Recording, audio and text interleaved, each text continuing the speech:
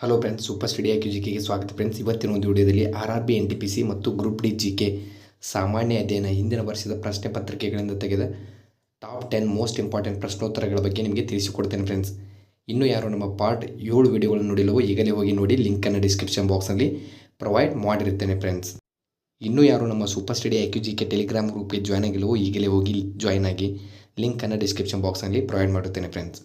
New members ಯಾರು ನಮ್ಮ YouTube channel ನೋಡುತ್ತಿದ್ದರೆ ಈಗಲೇ ಹೋಗಿ ಲೈಕ್ ಮಾಡಿ, ಶೇರ್ ಮಾಡಿ, ಸಬ್ಸ್ಕ್ರೈಬ್ ಮಾಡಿ ಮತ್ತು ಮುಂದಿನ ವಿಡಿಯೋಗಳ ನೋಟಿಫಿಕೇಷನ್ಗೆ ಬೆಲ್ ಐಕನನ್ನು ಎನೇಬಲ್ ಮಾಡಿಕೊಳ್ಳಿ ಫ್ರೆಂಡ್ಸ್. ಎಲ್ಲಿಯೂ ಸ್ಕಿಪ್ ಮಾಡದೆ ಕೊನೆಯವರೆಗೆ ನೋಡ್ತೀರಾ ಅಂತ ಅಂದ್ಕೊಂಡಿದ್ದೀನಿ ಫ್ರೆಂಡ್ಸ್. ಇನ್ನು ಟೈಮ್ ವೇಸ್ಟ್ ಮಾಡದೆ ವಿಡಿಯೋನ ಸ್ಟಾರ್ಟ್ ಮಾಡೋಣ, ಬನ್ನಿ ಫ್ರೆಂಡ್ಸ್. ಪ್ರಶ್ನೆ 1. 19ನೇ ಶತಮಾನದಲ್ಲಿ ವಿವಿಧ ಸಾಮಾಜಿಕ ಸಮಸ್ಯೆಗಳ ಬಗ್ಗೆ ಸಾರ್ವಜನಿಕರಿಗೆ ಶಿಕ್ಷಣ ನೀಡಲು ಸಂವಾದ ಕೌಮುದಿ ನಿಯತಕಾಲಿಕವನ್ನು ಜಾರಿಗೆ ತಂದವರು ಅಂದರೆ ಹೊರತಂದವರು ಯಾರಂತ ಕೇಳ್ತಾರೆ ಫ್ರೆಂಡ್ಸ್. ಇಲ್ಲಿ ಇದಕ್ಕೆ ಸರಿಯಾದ ಉತ್ತರ ಯಾವುದಪ್ಪ ಅಂತಂದರೆ option number C, Raja Ram Mohan Roy ಅವರು ಸಂವಾದ ಕೌಮುದಿ ಎಂಬ ನಿಯತಕಾಲಿಕವನ್ನು ಹೊರ ತರ್ತಾರೆ ಫ್ರೆಂಡ್ಸ್. ಇದರ ರಿಲೇಟೆಡ್ ಸ್ವಲ್ಪ ನೋಟ್ಸನ್ನು ಹೇಳ್ಬೇಕಂತಂದರೆ, ಈ ರಾಜಾ ರಾವ್ ಮೋಹನ್ ರಾಯ್ ಅವರನ್ನು ಆಧುನಿಕ ಭಾರತದ ಪಿತಾಮಹ ಅಂತ ವ್ಯಾಪಕವಾಗಿ ಇವರನ್ನು ಕರಿತಿದ್ರು ಫ್ರೆಂಡ್ಸ್. ಅದಲ್ಲದೆ ಇವರನ್ನು ಬ್ರಹ್ಮ ಸಮಾಜದ ಪಿತಾಮಹ ಅಂತ ಕೂಡ ಕರೀತಿದ್ರು ಫ್ರೆಂಡ್ಸ್. ಅದೇ ರೀತಿಯಾಗಿ ಈಶ್ವರ್ ಚಂದ್ರ ವಿದ್ಯಾಸಾಗರ್ ಅವರು ಕೋಲ್ಕತ್ತಾದಲ್ಲಿ ಬೆತನ್ ಶಾಲೆ ಎಂಬುದನ್ನು ಇವರು ಸ್ಥಾಪಿಸ್ತಾರೆ ಫ್ರೆಂಡ್ಸ್. ಮತ್ತು ಅದಲ್ಲದೆ ಕೇಶವ್ ಚಂದ್ರ ಸೇನ್ ಅವರು ಇಂಡಿಯನ್ ಮಿರರ್ ಎಂಬುದನ್ನು ಕೋಲ್ಕತ್ತಾದಲ್ಲಿ ಪ್ರಕಟ ಮಾಡ್ತಾರೆ ಫ್ರೆಂಡ್ಸ್. ಪ್ರಶ್ನೆ 2. 1960ರ ದಶಕದಲ್ಲಿ BK ತಾಪರ್ ಅವರ ಮಾರ್ಗದರ್ಶನದಲ್ಲಿ ಈ ಕೆಳಗಿನ ಯಾವ ಹರಪ್ಪ ತಾಣಗಳನ್ನು ಉತ್ಖನನ ಮಾಡಲಾಯಿತು? ಇದಕ್ಕೆ ಸರಿಯಾದ ಉತ್ತರ ಬಂದ್ಬಿಟ್ಟು ಆಪ್ಷನ್ ನಂಬರ್ ಬಿ, ಕಾಲಿಬಂಗನ್ ಅಂತ ಹೇಳ್ಬೋದು ಫ್ರೆಂಡ್ಸ್. ಅಂದರೆ 1960ರ ದಶಕದಲ್ಲಿ BK ತಾಪರ್ ಅವರ ಮಾರ್ಗದರ್ಶನದಲ್ಲಿ ಕಾಲಿಬಂಗನ್ ಎಂಬ ತಾಣವನ್ನು ಉತ್ಖನನ ಮಾಡಲಾಯಿತು ಫ್ರೆಂಡ್ಸ್. ಇದರ ರಿಲೇಟೆಡ್ ಸ್ವಲ್ಪ ನೋಟ್ಸನ್ನು ಹೇಳ್ಬೇಕಂತಂದರೆ, 1921ರೊಳಗೆ ದಯಾರಾಮ್ ಸಹಾನಿಯವರು ಹರಪ್ಪ ನಾಗರಿಕತೆಯನ್ನು ಉತ್ಖನನ ಮಾಡ್ತಾರೆ ಫ್ರೆಂಡ್ಸ್.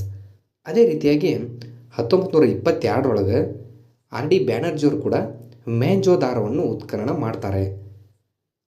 ಅದೇ ರೀತಿಯಾಗಿ R ರಾವ್ ಅವರು ಲೂತಾಲ್ ಹಡಗುಕಟ್ಟೆಯನ್ನು ಉತ್ಖನನ ಮಾಡ್ತಾರೆ. ಲೂತಾಲ್ ಹಡಗುಕಟ್ಟೆ ಬಂದ್ಬಿಟ್ಟು ಇದು ಗುಜರಾತ್ ರಾಜ್ಯದಲ್ಲಿ ಕಂಡು ಬರುತ್ತದೆ ನೋಡಿ ಫ್ರೆಂಡ್ಸ್.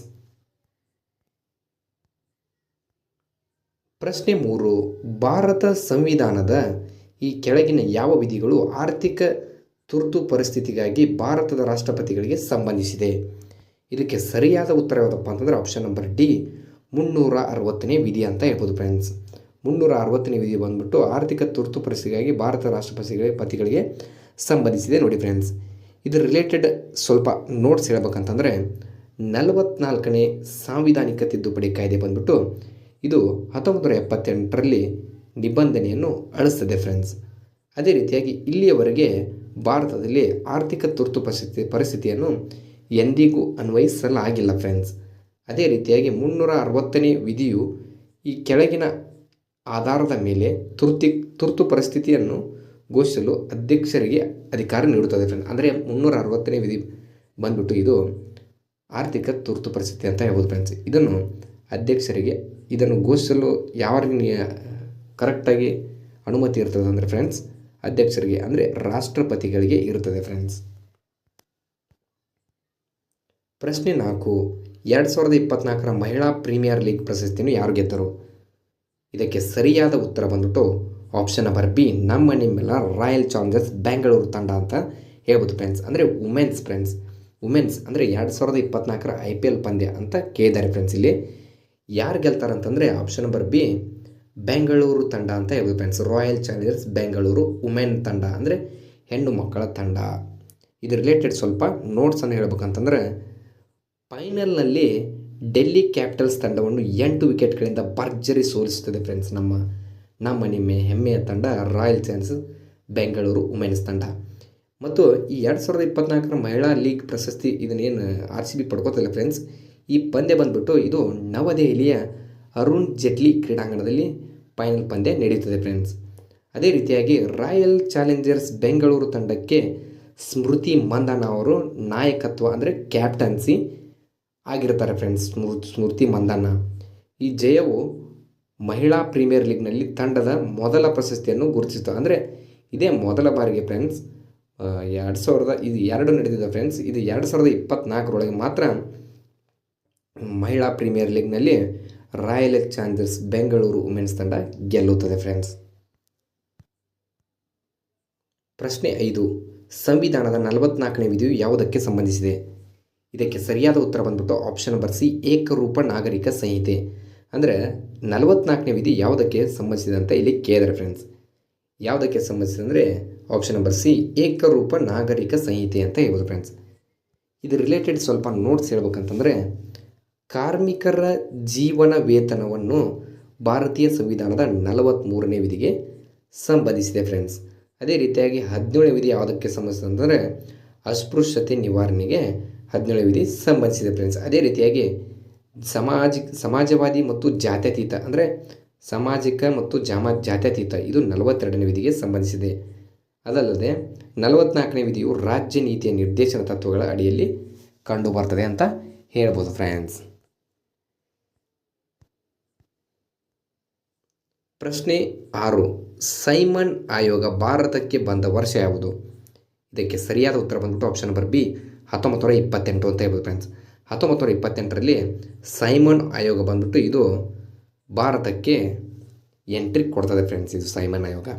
ಇದು ರಿಲೇಟೆಡ್ ಸ್ವಲ್ಪ ನೋಟ್ಸನ್ನು ಹೇಳ್ಬೇಕಂತಂದರೆ, ಇದನ್ನು 1927ರಂದು ನವೆಂಬರ್ 26ರಂದು ಇದನ್ನು ಸೈಮನ್ ಆಯೋಗವನ್ನು ರಚಿಸ್ತಾರೆ ಫ್ರೆಂಡ್ಸ್. ಅದೇ ರೀತಿಯಾಗಿ ಸೈಮನ್ ಆಯೋಗವು ಫೆಬ್ರವರಿ 3, 1928ರಂದು ಭಾರತಕ್ಕೆ ಬಂದಿತು ಫ್ರೆಂಡ್ಸ್. ಅದಲ್ಲದೆ ಮದ್ರಾಸ್ ಕಾಂಗ್ರೆಸ್ ಅಧಿವೇಶನದಲ್ಲಿ ಸೈಮನ್ ಅನ್ನು ಬಹಿಷ್ಕರಿಸುವ ನಿರ್ಣಯವನ್ನು ಎಲ್ಲರೂ ಅಂಗೀಕರಿಸ್ತಾರೆ ಫ್ರೆಂಡ್ಸ್. ಸೈಮನ್ ಆಯೋಗವು 27 ಮೇ 1930ರಂದು ತನ್ನ ವರದಿಯನ್ನು ಸಲ್ಲಿಸ್ತದೆ ಫ್ರೆಂಡ್ಸ್. ಪ್ರಶ್ನೆ 7. ಲೈ ಹರೋಬಾ ಯಾವ ರಾಜ್ಯದ ಹಬ್ಬ? ಇದಕ್ಕೆ ಸರಿಯಾದ ಉತ್ತರ ಬಂದ್ಬಿಟ್ಟು ಆಪ್ಷನ್ ನಂಬರ್ ಬಿ, ಮಣಿಪುರ ಅಂತ ಹೇಳ್ಬೋದು ಫ್ರೆಂಡ್ಸ್. ಅಂದರೆ ಲೈ ಹರೋಬಾ ಹಬ್ಬ ಬಂದ್ಬಿಟ್ಟು ಇದು ಮಣಿಪುರ ರಾಜ್ಯದ ಪ್ರಮುಖ ಹಬ್ಬವಾಗಿದೆ ಫ್ರೆಂಡ್ಸ್. ಇದು ರಿಲೇಟೆಡ್ ಸ್ವಲ್ಪ ನೋಟ್ಸನ್ನು ಹೇಳ್ಬೇಕಂತಂದರೆ, ಲೈ ಹರೋಬಾ ಇದು ಒಂದು ಪದಗಳನ್ನು ಮತ್ತು ದೇವತೆಗಳನ್ನು ಸಂತೋಷ ಎಂದು ಅನುವಾದಿಸಬಹುದು. ಯಾಕಪ್ಪ ಅಂತಂದರೆ ಈ ಲೈ ಹರೋಬಾ ಬಂದ್ಬಿಟ್ಟು ಇದು ಪದಗಳನ್ನು ದೇವತೆಗಳನ್ನು ಸಂತೋಷಗಳ ಹಬ್ಬ ಅಂತ ಅನುವಾದಿಸ್ತಾರೆ ಫ್ರೆಂಡ್ಸ್. ಇದು ಸೃಷ್ಟಿ ಪುರಾಣವನ್ನು ಚಿತ್ರಿಸುವ ಹಬ್ಬವಾಗಿದೆ ಮತ್ತು ಇದು ಮಣಿಪುರದ ಶ್ರೀಮಂತ ಸಂಸ್ಕೃತಿಯನ್ನು ಪ್ರತಿಬಿಂಬಿಸುತ್ತದೆ. ಅದೇ ರೀತಿಯಾಗಿ ಉತ್ತರ ಪ್ರದೇಶದಲ್ಲಿ ದೀಪಾವಳಿ, ಹೋಲಿ, ಈದ್, ಕ್ರಿಸ್ಮಸ್, ಮಹಾಶಿವರಾತ್ರಿ, ರಾಮನವಮಿ ಮುಂತಾದ ಸಾಂಸ್ಕೃತಿಕ ಮತ್ತು ಧಾರ್ಮಿಕ ಹಬ್ಬಗಳಿಗೆ ಹೆಸರುವಾಸಿಯಾಗಿದೆ ಫ್ರೆಂಡ್ಸ್. ಇದು ಉತ್ತರ ಪ್ರದೇಶ. ಲೈ ಹರೋಬಾ ಬಂದ್ಬಿಟ್ಟು ಇದು ಮಣಿಪುರ ಮತ್ತು ಇದು ಉಳಿದಿದ್ದು ಬಂದ್ಬಿಟ್ಟು ಹೋಳಿ, ದೀಪಾವಳಿ, ರಾಮನವಮಿ, ಶಿವರಾತ್ರಿ, ಈದ್ ಮಿಲಾದು, ಕ್ರಿಸ್ಮಸ್ಸು ಇದು ಉತ್ತರ ಪ್ರದೇಶದಲ್ಲಿ ಪ್ರಮುಖ ಹಬ್ಬಗಳಾಗಿವೆ ಫ್ರೆಂಡ್ಸ್ ಇವು. ಪ್ರಶ್ನೆ 8. 1878ರ ವರ್ನಾಕ್ಯುಲರ್ ಪ್ರೆಸ್ ಆ್ಯಕ್ಟನ್ನು ಯಾರು ರದ್ದುಗೊಳಿಸಿದರು? ಇದಕ್ಕೆ ಸರಿಯಾದ ಉತ್ತರ ಬಂದ್ಬಿಟ್ಟು option number A, lord Ripon ಅಂತ ಹೇಳ್ಬೋದು ಫ್ರೆಂಡ್ಸ್. ಲಾರ್ಡ್ ರಿಪ್ಪನ್ ಬಂದ್ಬಿಟ್ಟು ಇವರು 1878ರ ವರ್ನಾಕ್ಯುಲರ್ ಪ್ರೆಸ್ ಆ್ಯಕ್ಟನ್ನು ರದ್ದುಗೊಳಿಸ್ತಾರೆ ಫ್ರೆಂಡ್ಸ್. ಇದು ರಿಲೇಟೆಡ್ ಸ್ವಲ್ಪ ನೋಟ್ಸ್ ಹೇಳ್ಬೇಕಂತಂದರೆ, ಸ್ಥಳೀಯ ಸರ್ಕಾರಗಳ ಪಿತಾಮಹ ಯಾರಪ್ಪ ಅಂತಂದ್ರೆ ಲಾರ್ಡ್ ರಿಪ್ಪನ್ ನೋಡಿ ಫ್ರೆಂಡ್ಸ್. ಅಂದರೆ ಸ್ಥಳೀಯ ಸರ್ಕಾರದ ಪಿತಾಮಹ ಯಾರಪ್ಪ ಅಂದ್ರೆ ಲಾರ್ಡ್ ರಿಪ್ಪನ್ ಫ್ರೆಂಡ್ಸ್. ಬಂಗಾಳದ ವಿಭಜನೆ ಯಾರು ಮಾಡ್ತಾರಂತಂದ್ರೆ ಲಾರ್ಡ್ ಕರ್ಜನ್ ಮಾಡ್ತಾನೆ ನೋಡಿ ಫ್ರೆಂಡ್ಸ್. ಅದೇ ರೀತಿಯಾಗಿ ಭಾರತದ ಮೊದಲ ವೈಸ್ರಾಯ್ ಯಾರಪ್ಪ ಅಂತಂದ್ರೆ ಲಾರ್ಡ್ ಕ್ಯಾನಿಂಗ್ ನೋಡಿ ಫ್ರೆಂಡ್ಸ್. ಬಂಗಾಳದ ಕೊನೆಯ ಗವರ್ನರ್ ಜನರಲ್ ಯಾರಪ್ಪ ಅಂತಂದ್ರೆ ಲಾರ್ಡ್ ಮೌಂಟ್ ಬ್ಯಾಟನ್ ನೋಡಿ ಫ್ರೆಂಡ್ಸ್.